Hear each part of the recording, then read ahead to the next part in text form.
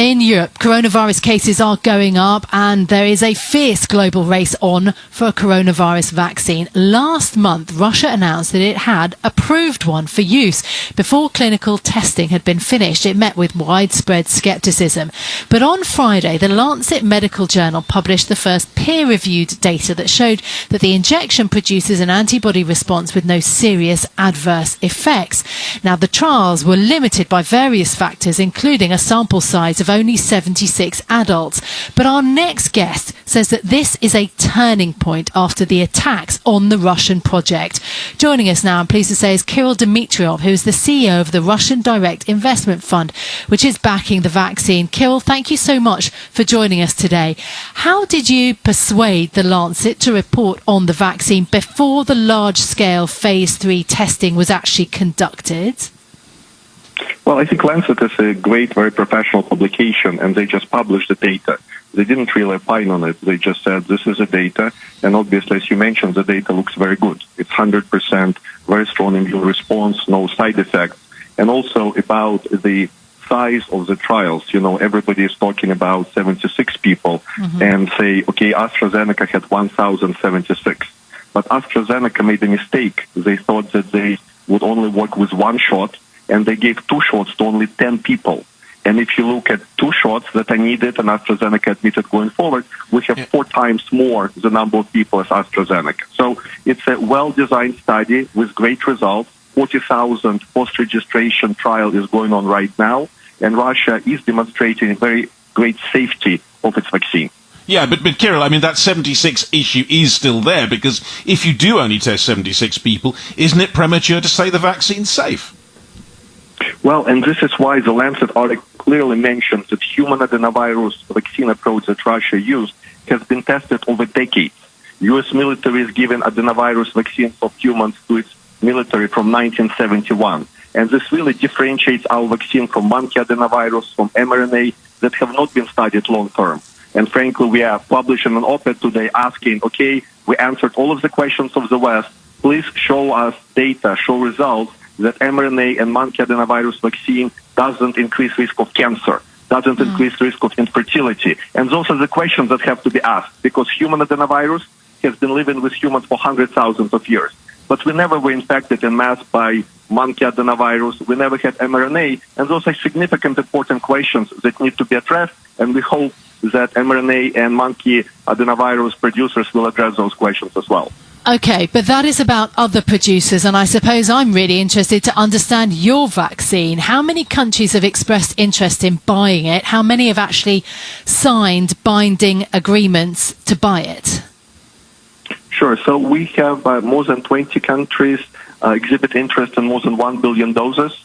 We'll be announcing binding agreements this week. We wanted the Lancet article to come out, and people pay specific attention that we just used our previous Ebola vaccine that we had. We developed it 6 years ago and slightly modified for COVID. So we hope the whole track record of human adenovirus products, including on 30,000 people over the last 12 years in China, etc., and those countries understand that safety is at the core of human adenovirus, which is much more reliable platform than others. Kirill, is your president, Vladimir Putin, is he going to take this? Well, I think you need to ask him, but you've seen that our mayor of Moscow took it, our minister of defense took it, president's daughter took it, I took it, and all of my family, including my 74-year-old parents. So we know the science works, and we appreciate all of the great questions, and 40,000 people study is going on right now. We'll also do a study in UAE, Saudi Arabia, Philippines, Brazil, and India. So we believe all of the countries need to have human adenovirus vaccine in their portfolio, not necessarily from us. There are similar ones being done by Johnson & Johnson, CanSino, but human adenovirus vector, we believe, is the most promising vaccine technology out there with great safety track record. Okay, the World Health Organization still seems skeptical about it. When do you expect it to register the drug, in your view, the WHO? Well, last week we had a great call with CEPI, Gavi, WHO. We shared all of the information with WHO, and the attitude is changing significantly after they received information. And there was just some miscommunication because in Russia, first Minister of Health registers, and that this information can be shared. So now WHO has all of the information. They obviously have seen Lancet article. We will start pre-qualification process, as early as this week. Kirill, let me ask you something in a wider context about the Russian economy, of course, which you're very closely involved with. You'll be aware, obviously, pressure is growing from Germany about Alexei Navalny and the case and the answers that they want from Moscow. Is it worth the price, really, for example, Nord Stream 2 possibly being at risk, not to give the answers to Germany that Russia has been asked for?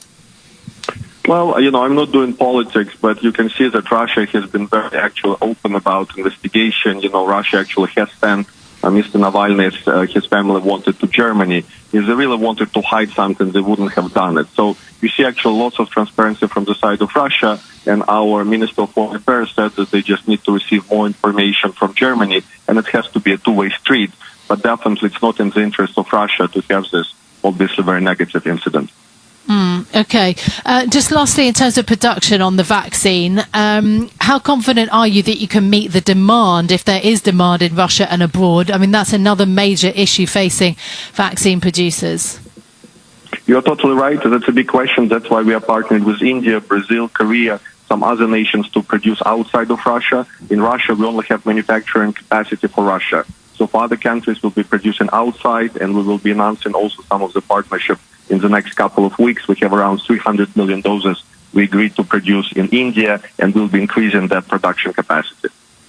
All right, Kirill, thank you so much for being with us. That was Kirill Dmitriev, CEO of the Russian Direct Investment Fund, which is backing, of course, this new vaccine, which has now, in a way, been endorsed by the Lancet, at least in terms of the ways in which it was tested. Very fascinating, Caroline. Yeah, I wouldn't say endorsed. I would say reported on the trial, but it is peer reviewed. So yes, that is at least information. And this is what everybody wants and what everybody craves, is the latest details in terms of the race for the vaccine and who is ahead.